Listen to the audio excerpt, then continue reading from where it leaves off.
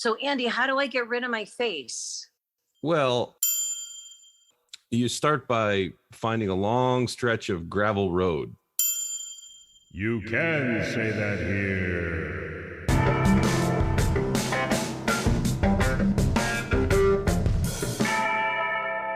Can't get this coffee. No one can. It's that good. It's like heroin. When it goes in, I get like calm. Yes, it was. So, you know the two things that I love the most?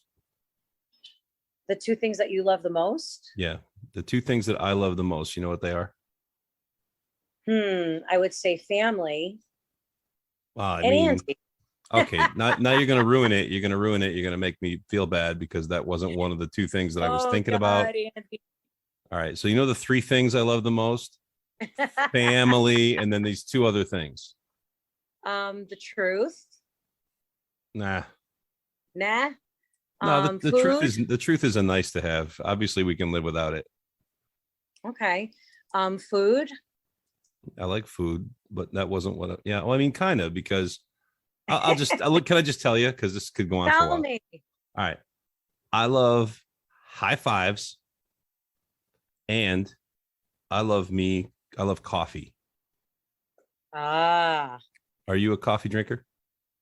So when I was on air for 30 years, having to be there at 3:30 in the morning, I never drank coffee. They could not understand it, but I was that girl whose eye would twitch and body would shake if I had caffeine. Since I've stopped working, I have a cup every day. I sit with it. It's like heroin. When it goes in, I get like calm, and I love coffee. But you're familiar with the effects of heroin, so that's interesting. I am not. I'm saying, like, I've seen people on, television or movies shoot up and how they get that calm. That's what coffee, like when I drink my coffee, it's warm and yummy and I just feel good. So you would definitely appreciate this fine cup of coffee that I'm enjoying right now from Haley House Coffee. Have you ever heard of Haley House Coffee? No, where's that? It's in Hebron, Connecticut. It's actually local to me, very close to where I live, and I know the roast master. Ooh. And yeah, they import. It's a very small company, and they import extremely fancy coffee from all over the place, and they roast it themselves, and then they distribute it. Totally like on the down low. You can't get this coffee. No one can. It's that good. Did you ever see The Bucket List with No. So Jack Nicholson and I can't think of his name, something Morgan. Oh, Morgan Freeman. Morgan Freeman. He's talking about this coffee and they love it so much, and lo and behold, it's bat crap. Bat dropping. So well, I was going to say, wonder, Morgan Freeman could describe taking a shit, and it would sound really awesome. Yes, it would. But I would, it'd be really amazing if he ever got a cup of this Haley House coffee from Hebron, Connecticut. I can't even tell you how to get in touch with them or how to find their product because it's that secret. You can't have it. I love the alliteration. Haley House Coffee. Haley House Coffee from Hebron. Mm-hmm. Very nice. I happen to have run some of the dry roast, or I should say light roast, through my French press. That's the only way to drink coffee. Wow. Yeah. So let me ask you this. Are you a sugar cream, flavored cream, or just straight black? My God. What are you talking? People put those things in their coffee? So I don't do sugar, but I do a flavored creamer that makes up for the sugar, and it's either French vanilla or hazelnut. Oh, so good. God, Allie, you're going to hell. I'm sure you're making Jesus cry right now. You're missing out on heaven. You're just you have no idea. I drink coffee the way God made it. Black, beautiful, strong, fierce. My ex-husband used to say, I like my coffee like my wife. He was like light and sweet. Now he doesn't say that. No. No, he probably says dark. Well, we've all dabbled in the dark arts, and I'll tell you what, this blonde roast is pretty good. So it's a blonde roast? It's a blonde roast. That's the word I was trying to find before. Ah, okay. So I've never seen that. But what I am seeing is interesting to me because I've never seen you without sleeves before. You have tattoos. That's like a press on. No. I put on temporary tattoos. Like every morning I put on different ones. So what would this temporary tattoo be on your arm today? Chaos. Really? Yeah. The dragon means chaos. So it's a dragon. Yes, the dragon is an ancient symbol of rebirth, chaos, and disorder, and creativity. And when did you get this tattoo? This morning I applied it. I got it out of a. No, really, Andy. Like, so do you have any other press-on tattoos? I might, but I don't know you well enough to show you. I don't want to see it. Thank you so much. Yeah, I'm good. No one trust me. No one does. But is it like a tramp stamp area like that? Yeah. Well, I mean, didn't everybody get the tramp stamp, right? Like, no, I didn't. I didn't get the tramp stamp. Wow, you escaped. I got the one with the arrow pointing down that says, just this way. All right. So I have a story for you. I was 46 years old. I'm 52 now. And I started watching Ink Master. Did you ever watch that show? No. So it's basically a competition where all these tattoo artists get together, and every week, whoever's the worst gets voted off. So I really got into like tattoos, the artistry, and, the line work, the texture, etc. So one day I'm feeling, I guess, like rebellious, really, because I never had a tattoo in my life. 46 years old. I drive by this place. I have no idea if they're good, if they're clean. I go in there. Now, remember, I'm a minister. Okay. And I'm a Waterbury minister at this point. I'm in a Pentecostal church, and they don't like tattoos. They feel like it's defiling your temple. Yeah. So I'm going by this place, and I go in, and I wanted a crown. I wanted a crown right under my hairline so my hair could cover it. And I wanted a crown for a couple of reasons. I was Miss Watertown. And when you're a Christian and God's a king, you're his daughter, you're a princess. And my friend who passed away did pageants with me, and she gave me this crown ring. So I wanted the crown on the back of my neck that I could hide with my hair. So my dad's a retired Waterbury detective. I get the tattoo. I go over to my dad's, and he's like, that's not real. Because you know how fathers are. It doesn't matter how old you are. Right. And I'm like I'm a badass all of a sudden. I'm like, yes, it is. So it's on the back of your neck? Real. Right? On the back of my neck, because I had my hair in a ponytail that day. So he looks at me and he goes, that's Latin Kings. Oh, shit. I go, no, it's not. It's Miss America. No. I go, that's the Miss America crown. And he says, no, Allie, the Miss America crown has 4 prongs. That's Latin Kings. So now Minister Allie's in church in Waterbury because it's summertime and my hair, moves, whatever. And some of the people in church were coming up to me, Minister Allie, you were in Latin Kings or Latin Queens? No, I'm just the property of the Latin Kings. Oh my God. And Allie. So 6 years later, have not fixed it yet. Oh my God. It's a great conversation piece. Has it come to the attention of the Latin Kings that you're their lost property? Like, so if you pass out face down with your hair in the wrong direction, like, is somebody going to come claim you? They're going to. Well, I mean, the good news is if any crap breaks out in Waterbury, I got your back. I'll just call my. Hey, look just show them the back of your neck. That'll terrify them. All I got to do. Is that not hilarious? See, I thought ministers were supposed to get their diocese tattooed on the back of their neck. I didn't think I thought that space was reserved for. We don't have I don't have diocese. That would be Catholics. Well, you know what I mean? Not diocese, but you know what I mean? Like your sect. So you're Right. Pentecostal. So it should say Pentecostal on the back of your neck. Well, I'll tell you what, I did get my ex's name on my middle finger. I tried to get it on my wedding finger because my ex was a mechanic and he has my name tattooed on his finger. So stupid, 2018, I went. The guy said, I can't do it on your ring finger. It's too short. We have to do your middle finger. So you can just imagine sometimes I'm like, F you, so-and-so, because his name, I don't want to say his name. Yeah, I understand. Wow. So those are my tattoo stories. And many Christians believe that it defiles the temple. I don't believe that. I believe that our body's a shell and I'm not putting anything against God on it. So I don't have a problem with tattoos. Unless those tattoos are literally against God, like 666. Yeah. I worship Satan. Upside down crosses, or like pictures of Hillary, Yes. photorealistic pictures of Hillary Clinton, those kinds of things. You're so funny.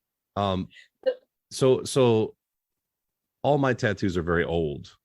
I got So them. you do I have think more than one. Press yeah, on. I think the last. Well, I got one in 2002, but that was just like a quick make a note of something so I wouldn't forget it.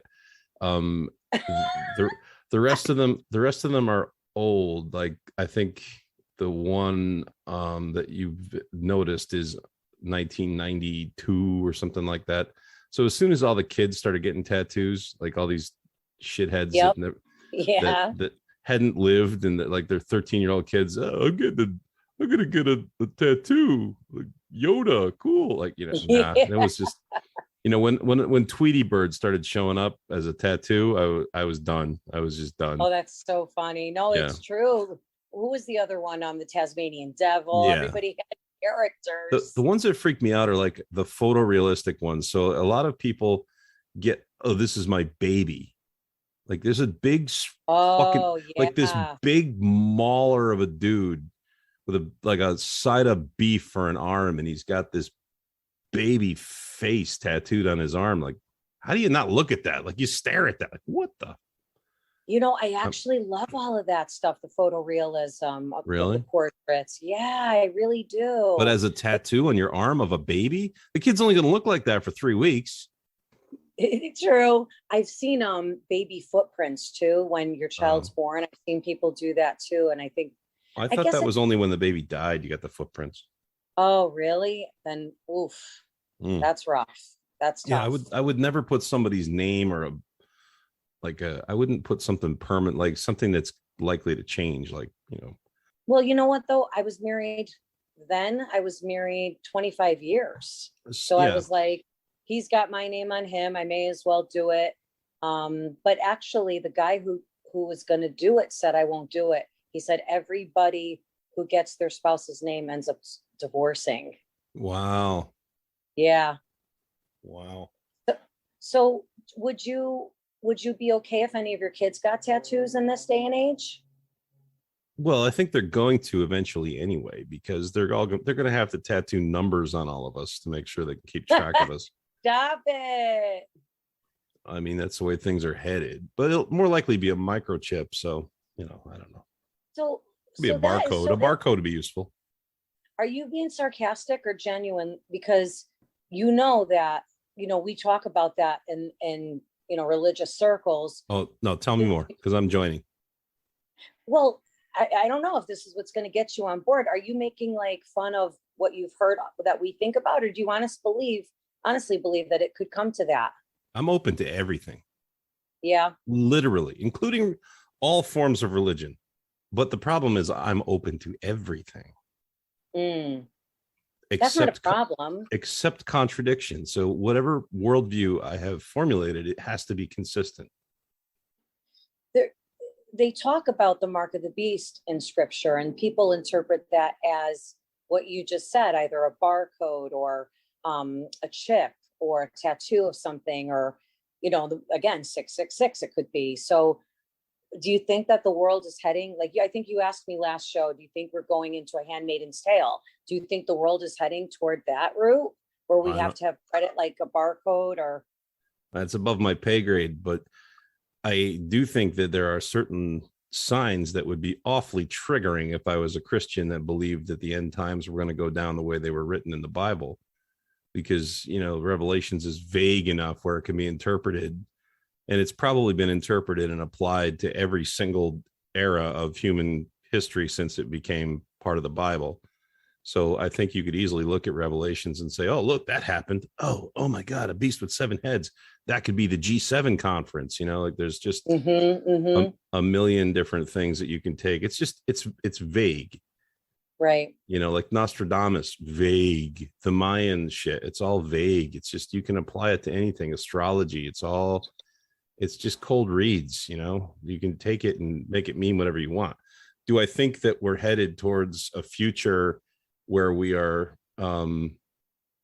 being ruled over by a small group of elite adrenochrome swelling pedophilic lizard people? Yes, I do. I didn't think that 2 years ago, but now I'm sure of it. So, you know, I love your vocabulary. Maybe you just want to go back and explain to people adrenochrome. Well, we know what swilling means, right? So and we know what pedophilic lizard people are. I don't think they do, the listeners. Maybe you could just explain. No, there's not really lizard people. There are lizard-like people, maybe. Right. No, I am being sarcastic. But do I think we're at a critical path in history where we have tons and tons of civilization ending destructive power and the lack of wisdom to use it? Yeah, I do think we're there. And why do you think that? Because of the proliferation of nuclear weapons, biological weapons, civilization ending technology, like things that could really cause harm to, World War II was a disaster. Hundreds of millions of people lost their lives. But until the very end of World War II, there was no technology that could kill everyone. Now we've got viruses and nuclear bombs. What else do you need? Going back to what you said earlier about when you look at Revelations, it can apply to almost any time. I do agree with you there. It's so funny how the atheist or whatever you would want to be labeled as and the Christian agree often and disagree with Colleen, the Catholic. It's so funny.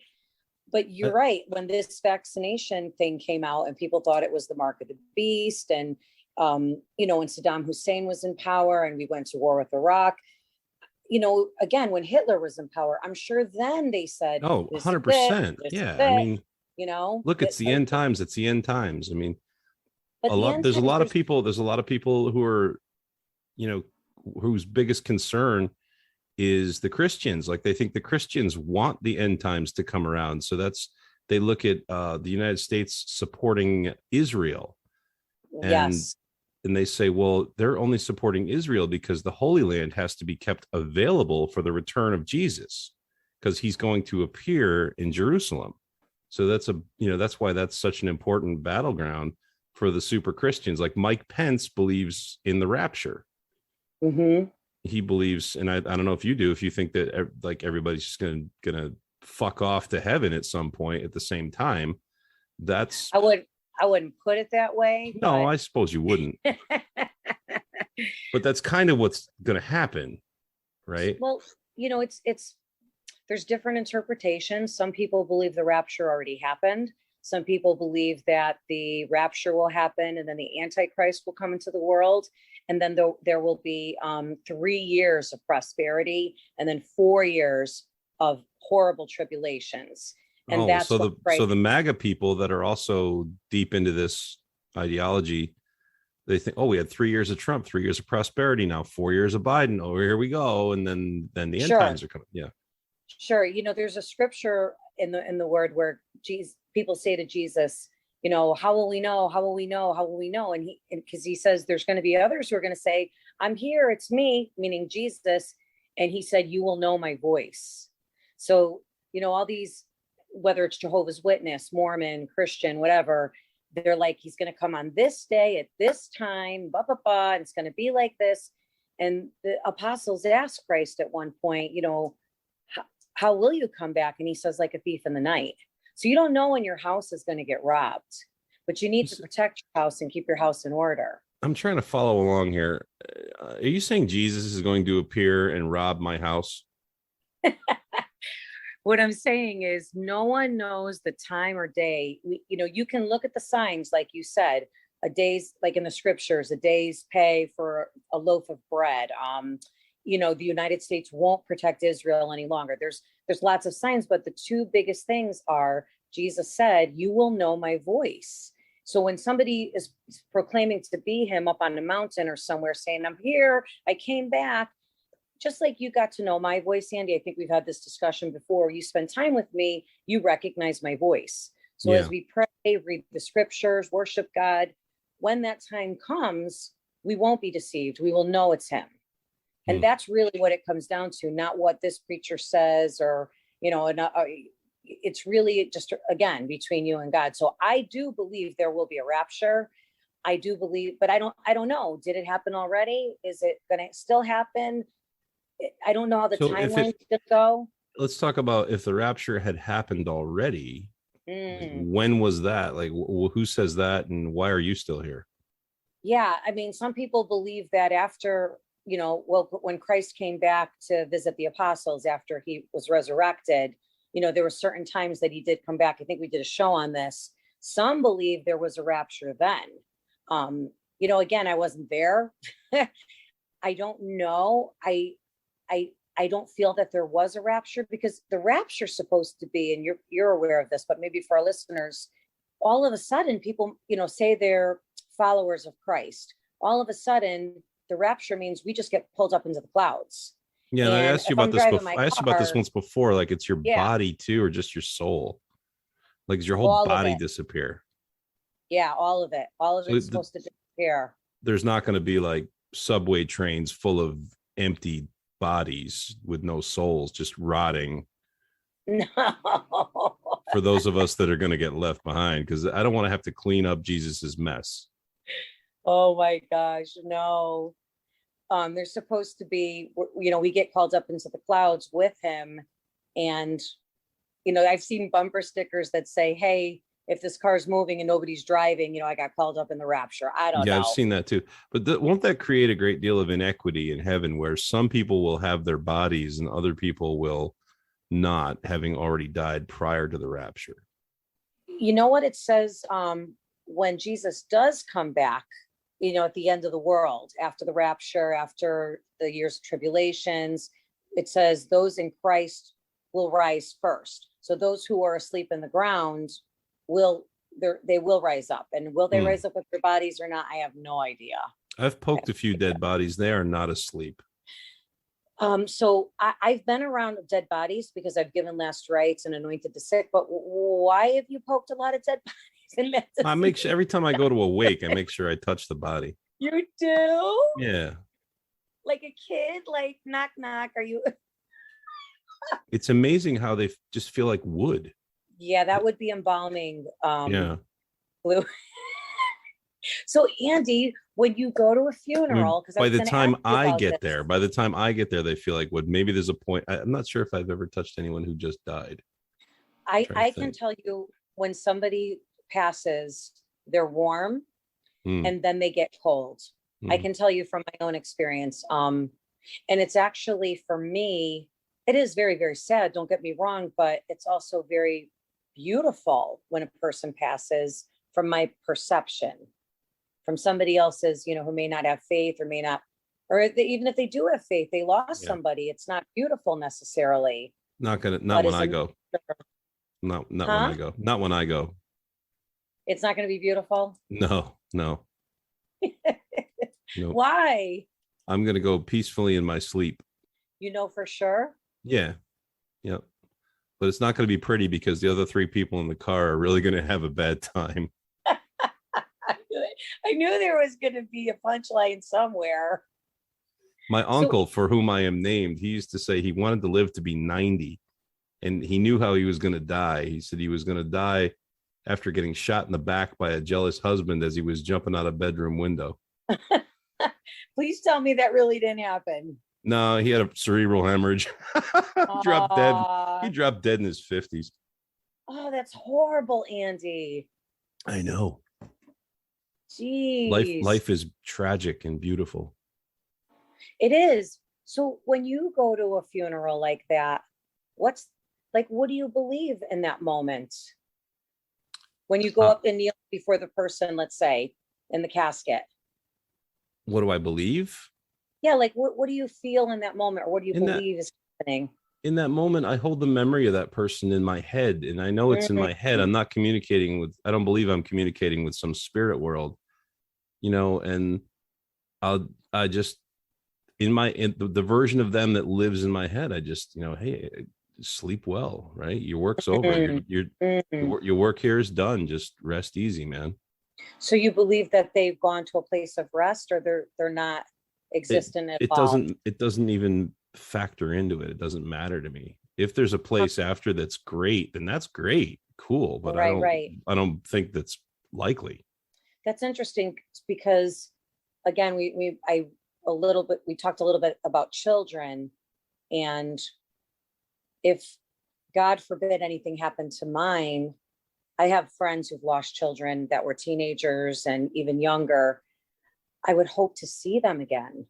I have both of my parents, so that doesn't factor in, But so for you, you're saying if something happens, I hope I see my loved ones again, but not sure I will, and I'm okay with that.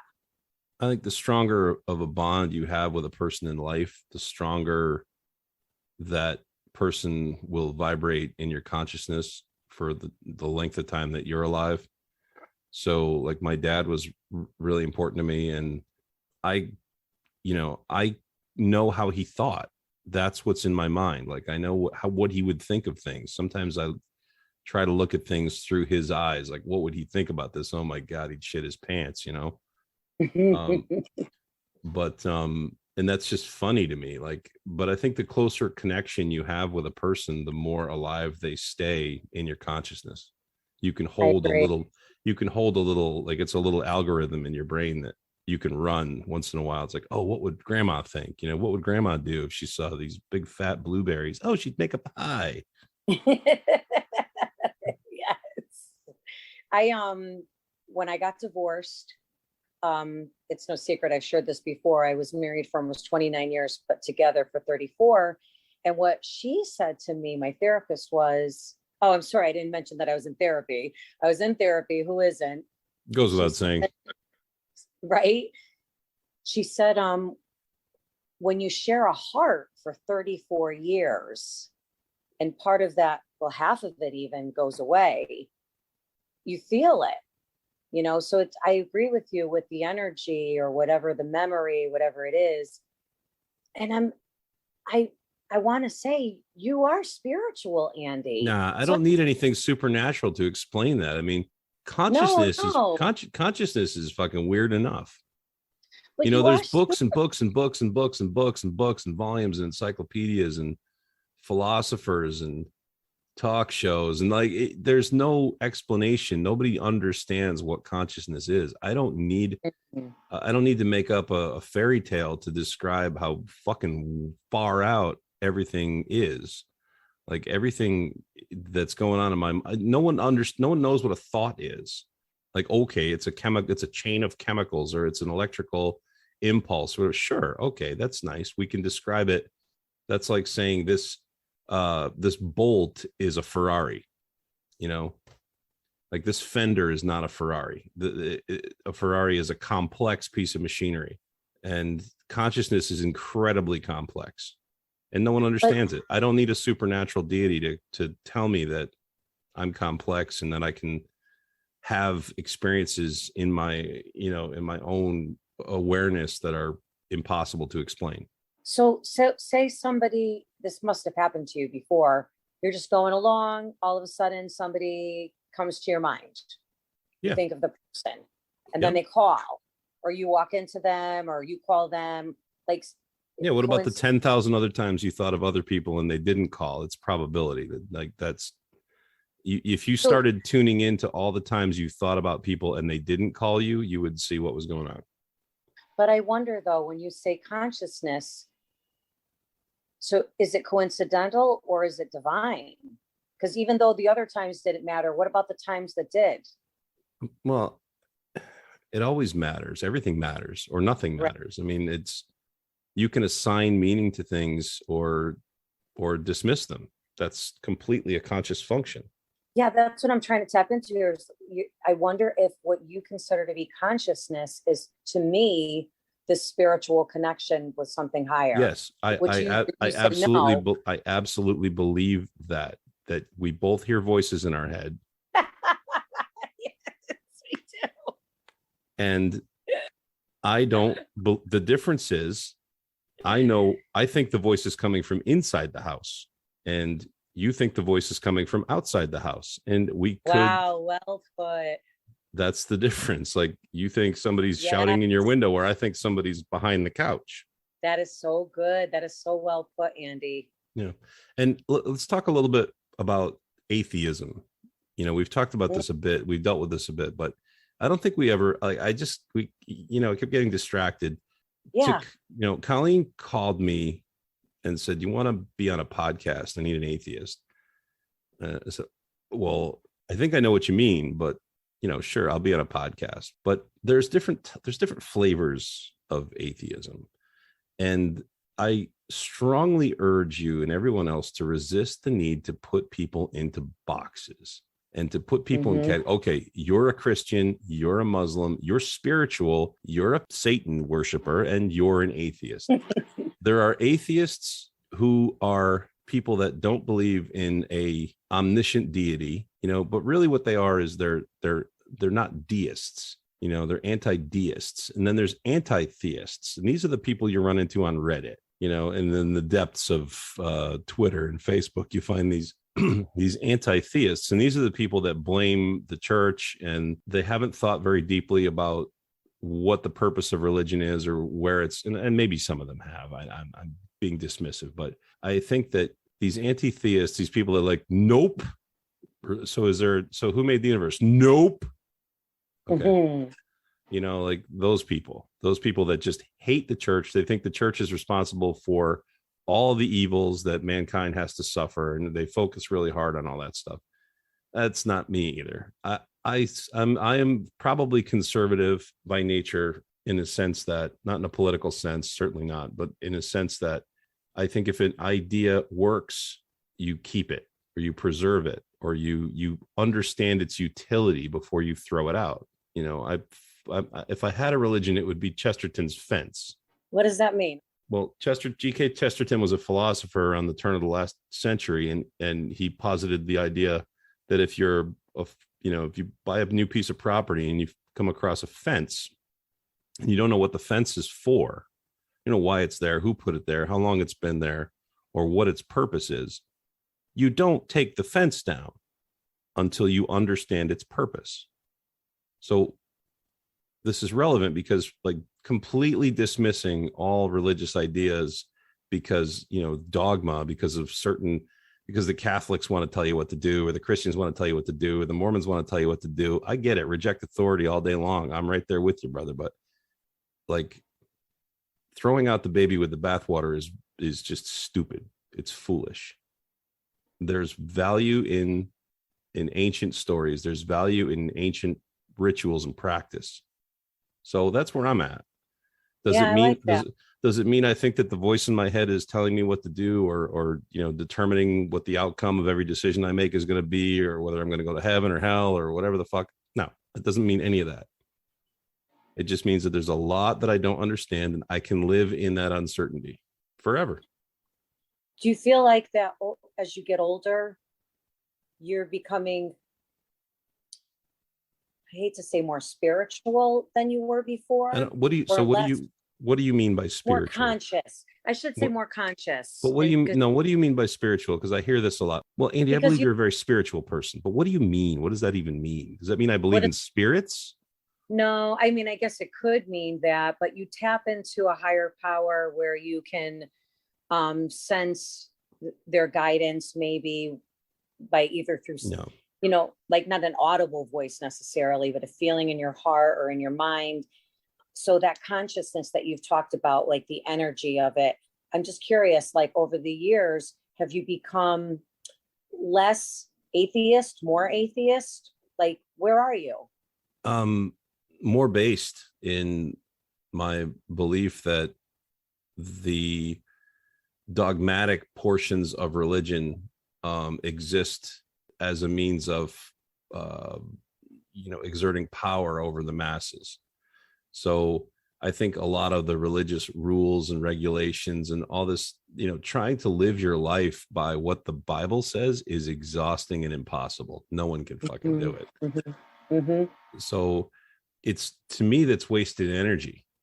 The universe is a miraculous, amazing, completely misunderstood and wild place. I don't need a supernatural daddy who is, like arbitrarily making up rules for how I should live my life. I just don't need it. It doesn't make sense to me. It's not consistent with my lived experience. How's that sound? No, it's just the question, I maybe I'm not saying it right. Have you become more strict in your beliefs or less strict as you've gotten older? I'm not strict about anything. Okay. Except my once per day bacon regimen. All right. And I'm very strict about my coffee. I am strict that my coffee has to be of the highest quality. Yes, Haley. And only Haley House Coffee can provide that really amazing texture, flavor, aroma, bouquet, if you will. Is Haley House a sponsor, if you can say that here? What? Why would you say that? No, that's ridiculous. Shut up. Moving on. Oh, by the way, welcome everybody to You Can Say That Here.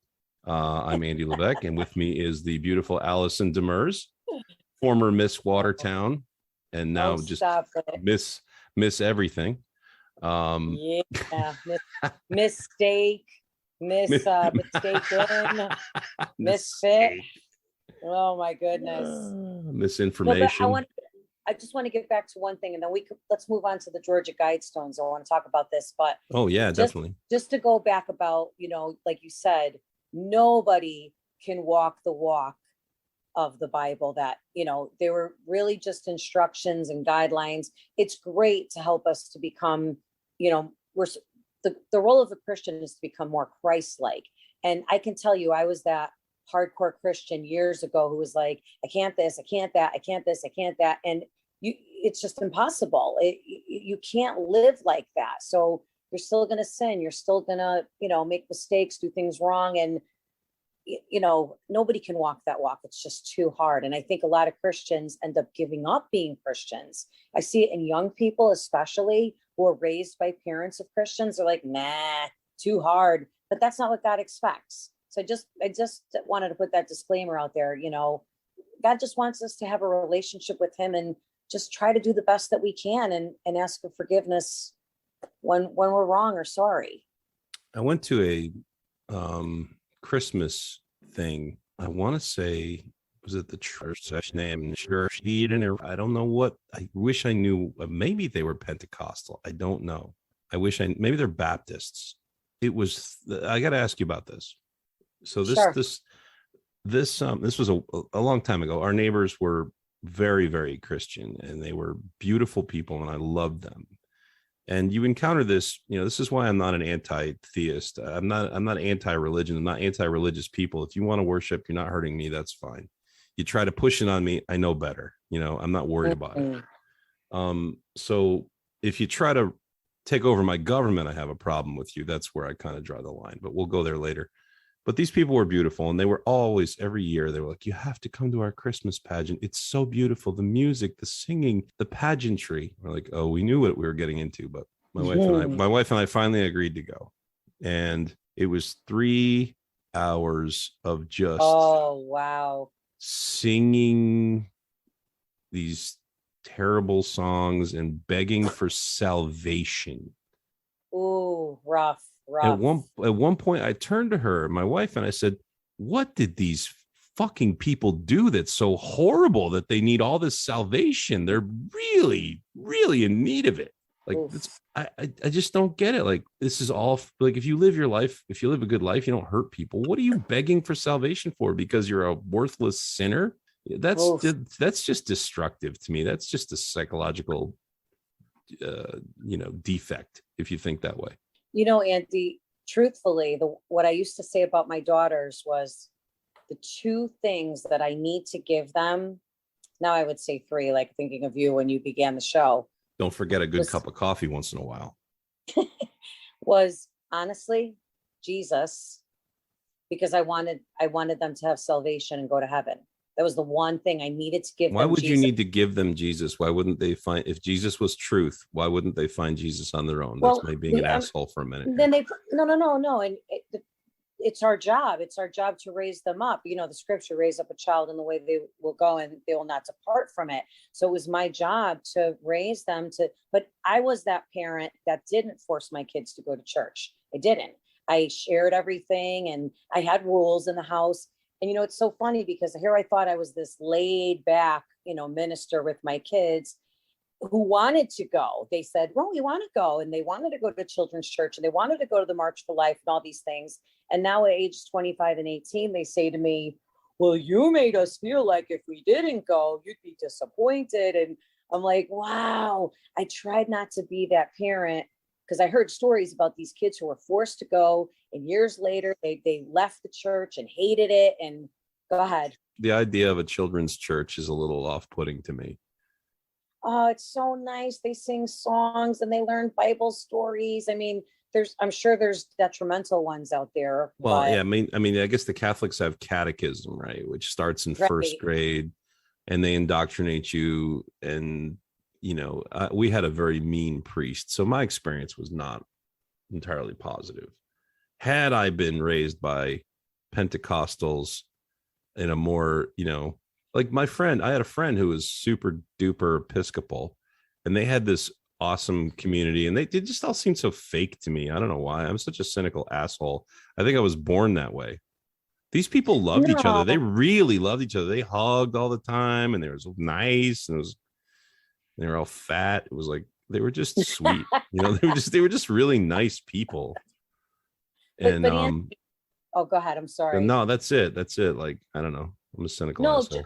I just want to say to you that it is interesting because I remember when I was Catholic for 18 years of my life. First 18 years, I'm Italian. You have to be Catholic. Of course. Just the way it is. And to this day, my parents will say I'm Catholic, Nevertheless, when I first began visiting all these different churches that were Christian denomination, Episcopalian, Lutheran, whatever. Now I would say I'm non-denominational, but I was in the Pentecostal church for over 20 years. And like you, I looked at them and I was like, wow, I want what they have. I want that marriage. Well, let me clarify. I never wanted what they had. I was suspicious of it.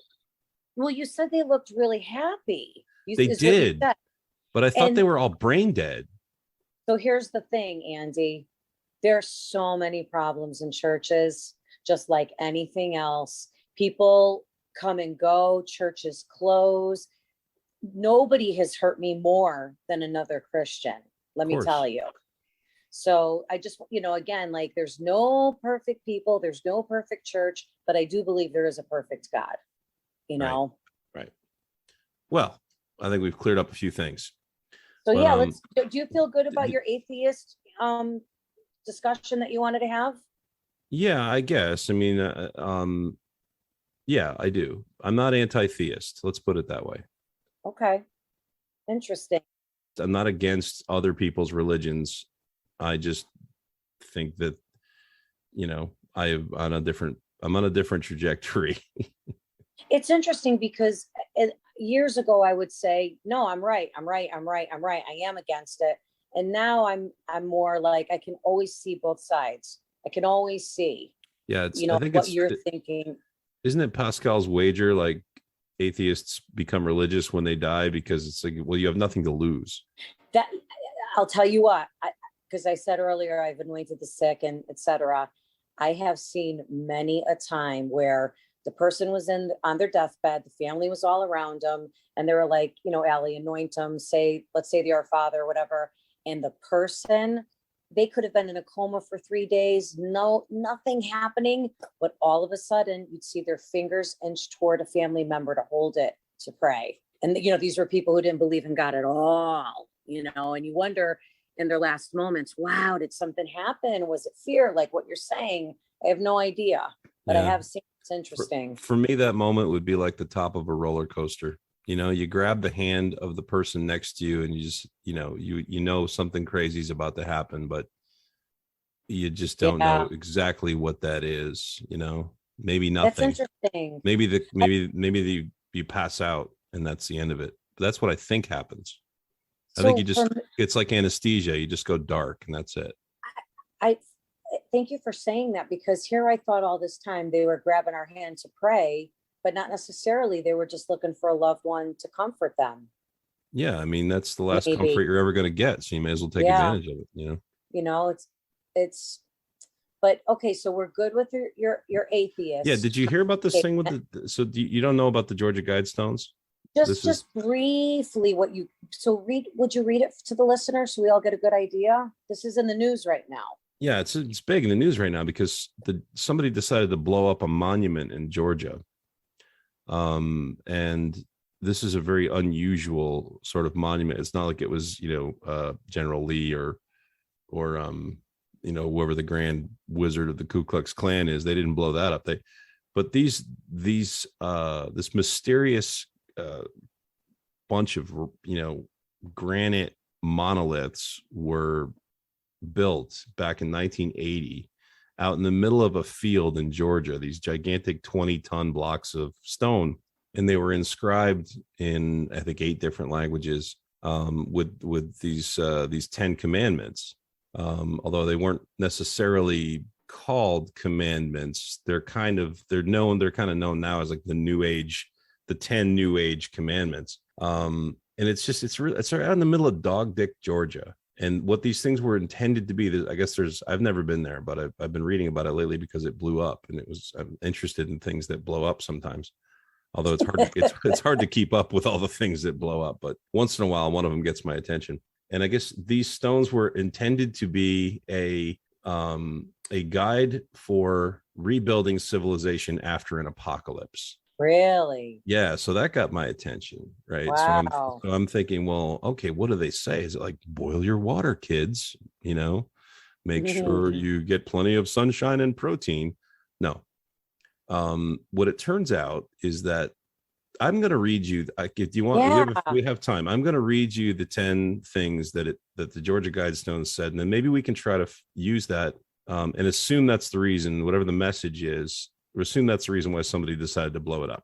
All right. So the first thing that it says is maintain humanity under 500 million in perpetual balance with nature. Wow. So how many people? Well, this was 1980. So that was like, what? 50% of the, no, I mean, that was like, 20% of the world population at that time. So they're saying maintain 20% of people that are currently alive. I'm not sure what their plan was for the other 80%. This is so bizarre to me, I have to tell you. Go ahead.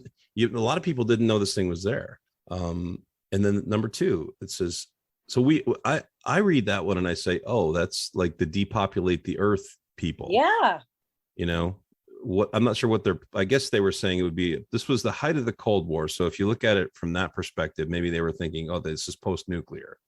So maybe the population would already have been reduced below 500 million, but then the new age people should not let it get above 500 million. Right. It should be maintained. So that means that there has to be somebody who's saying who can give birth and who can't. And like China. Yeah. And then the second part feeds into that. So guide reproduction wisely, improving fitness and diversity. Wow, that just kind of goes with the first one. It's just straight eugenics. Wow. Right? That's just straight. I'm sorry. You have scoliosis. You don't get to fucking breed. Horrible. Yep. Unite humanity with a living new language. Oh, wow. Like when the Tower of Babel in the Bible, when it all got wiped. Actually, no, they went away speaking different languages. Yeah, not just language. This is undoing God's punishment. Wow. So, yeah, but what are you going to do with the people that speak different languages? Right. You're going to patiently teach them all new languages. Like also you're going to pick some language and say, this is the language you have to speak now. This is a good one. Rule passion, faith, tradition, and all things with tempered reason. Yeah. I mean, that I could see. That doesn't rub me the wrong way, actually. Okay. Unless I'm missing something. Because they're saying, well, I mean, some people could say, no, you should be passionate and not temperate necessarily. But sometimes you need to be temperate. It depends on the situation. It sounds to me like that one was written by Vulcans, from Star Trek. People with no emotion. Yes. This one I kind of agree with. Protect people and nations with fair laws and just courts. Nothing really to disagree with there. Let all nations rule internally, resolving external disputes in a world court. So that's the United Nations, right? Yeah. But actually saying the United Nations has enforcement power. No, they have enforcement power now. Oh, I thought it said that they won't have enforcement power. No, they will, because nations will rule internally until there's a dispute, and then the UN gets to decide. Oops. Okay. All hell's breaking loose. Sorry about that. So then, there's you get to rule your own little fiefdom until there's a dispute with a neighboring fiefdom, and then the UN gets to come in and smack you both. And then there's avoid petty laws and useless officials. Well, I'm fully on board with that. I have no issue with if that's the petty new world order. Yeah, petty laws and useless officials. I'm down with that. If that's all the new world order is, then I'm on it. Balance personal rights and social duties. What does that mean? Balance personal rights. Oof. Colleen would have a field day with that one. And personal duties. Honestly, again, I cannot believe these are actually inscribed on stones and made to be placed in an area in Georgia. They sound, and it's been since 1980. It sounds like the most bizarre thing ever.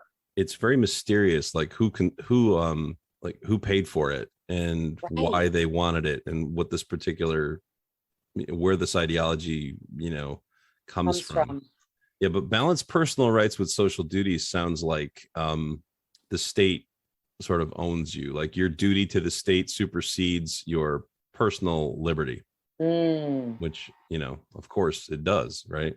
At this point, but it didn't used to. It's not set up that way in this country, but that's where we're headed. Or let's just say this is way out in left field, like Handmaid's Tale.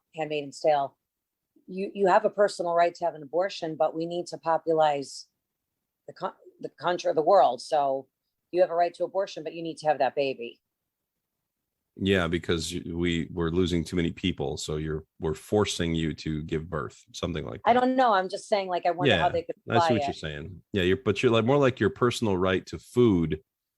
Like you planted a garden and you grew some tomatoes. Oh, by the way, those are the property of the state. That's what that sounds like to me. I see. Yep. So now you got to share it with everybody.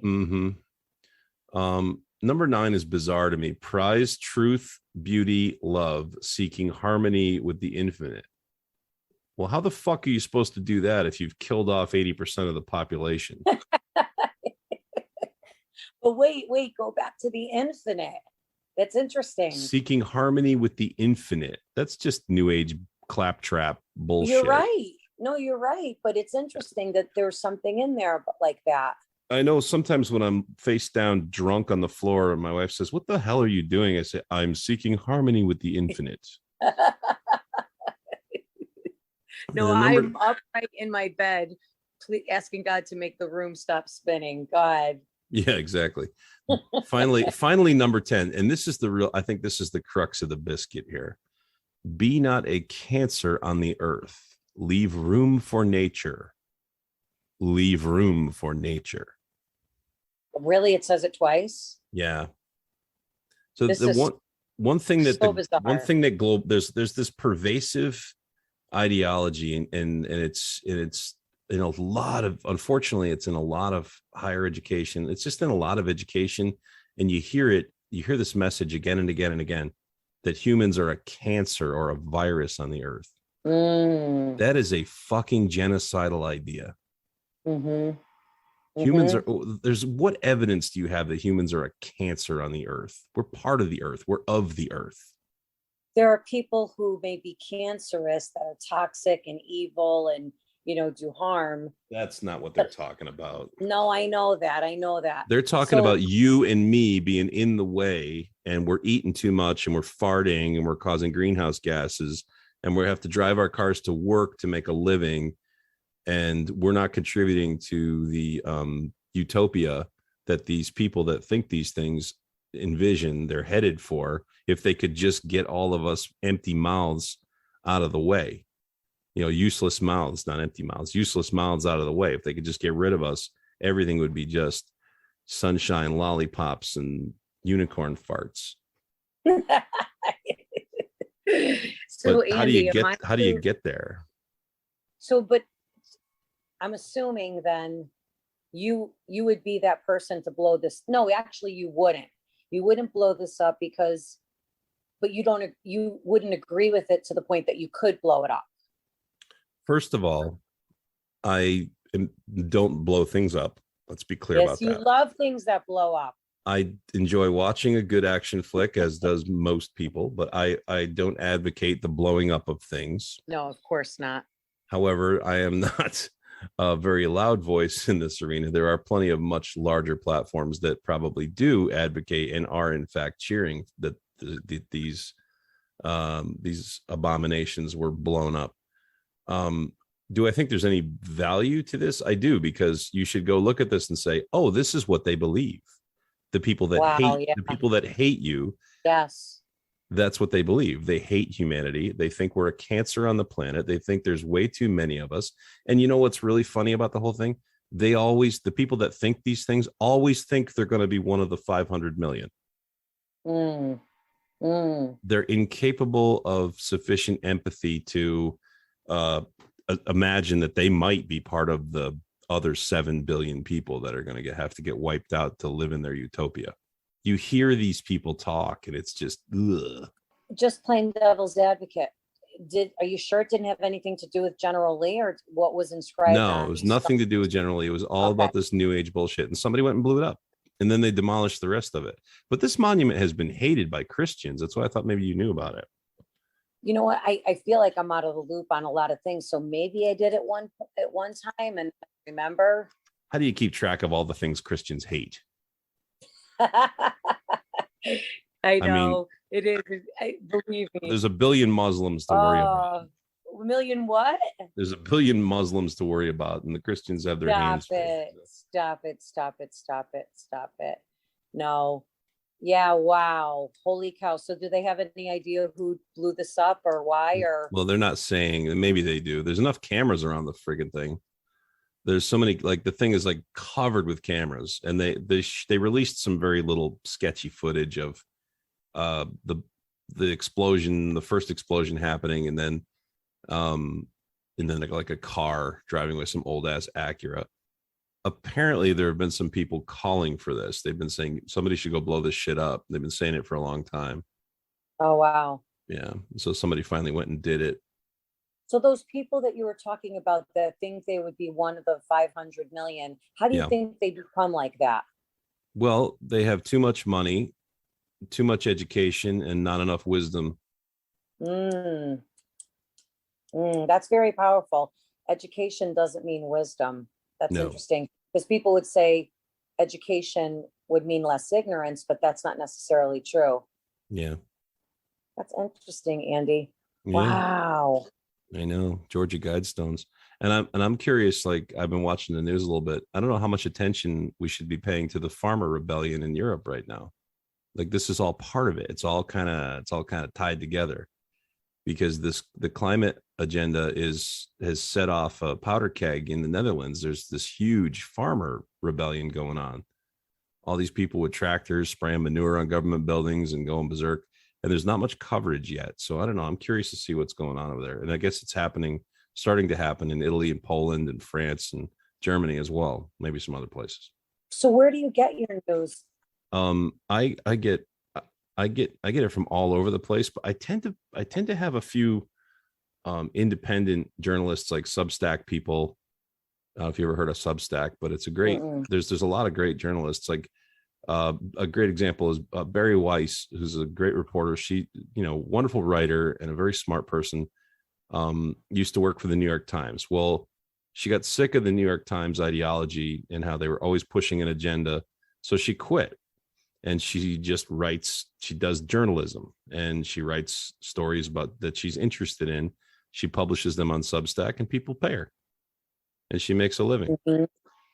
And there's a bunch of Well, them. There's dozens and dozens of good, like, actual journalism being done.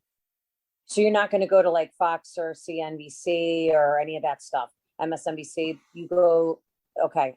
It's exhausting because you have to see through what's like, where's the agenda? So Fox has their agenda, Right. and everybody else has the other agenda. And but Fox is probably controlled opposition to the narrative, so it's just exhausting.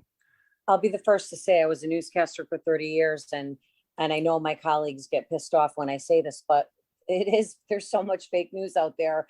When I am actually going to go back to work in January to do news, I don't know how I'm going to sift through it and pick what is and what isn't real. Well, honestly, I think it'd be interesting to bring to the podcast, like pick a current thing and do a take on it, like do a deep dive into it. I think we did that, like even with the Amber Heard. What's her name? Was her name Amber Turd? Cheap joke. I got a cheap laugh out of Allie. It was good.